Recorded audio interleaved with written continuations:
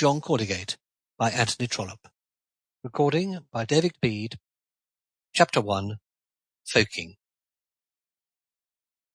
Perhaps it was more the fault of Daniel Caldigate the father than of his son John Caldigate that they two could not live together in comfort in the days of the young man's early youth. And yet it would have been much for both of them that such comfortable association should have been possible to them. Wherever the fault lay, or the chief fault, for probably there was some on both sides, the misfortune was so great as to bring crushing troubles upon each of them.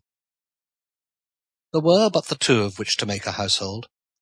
When John was 15 and had been about a year at Harrow, he lost his mother and his two little sisters almost at a blow.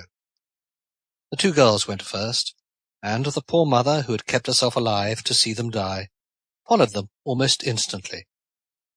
Then Daniel Caldigate had been alone. And he was a man who knew how to live alone, a just, hard, unsympathetic man, of whom his neighbours said, with something of implied reproach, that he bore up strangely when he lost his wife and girls. This, they said, because he was to be seen riding about the country, and because he was to be heard talking to the farmers and labourers as though nothing special had happened to him. It was rumoured of him, too, that he was as constant with his books as before.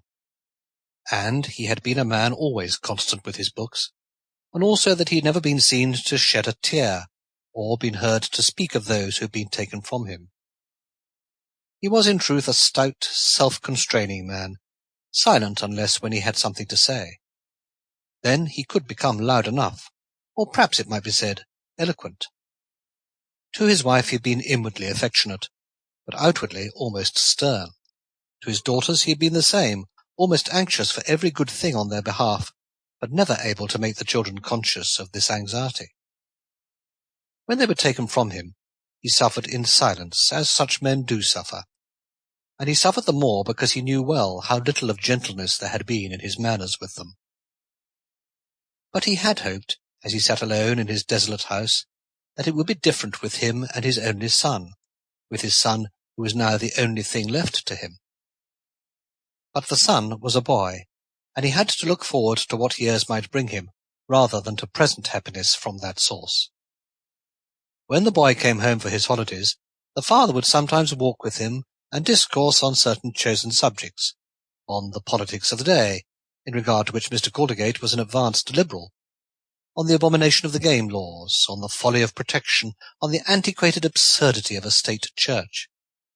As to all which matters his son John lent him a very inattentive ear.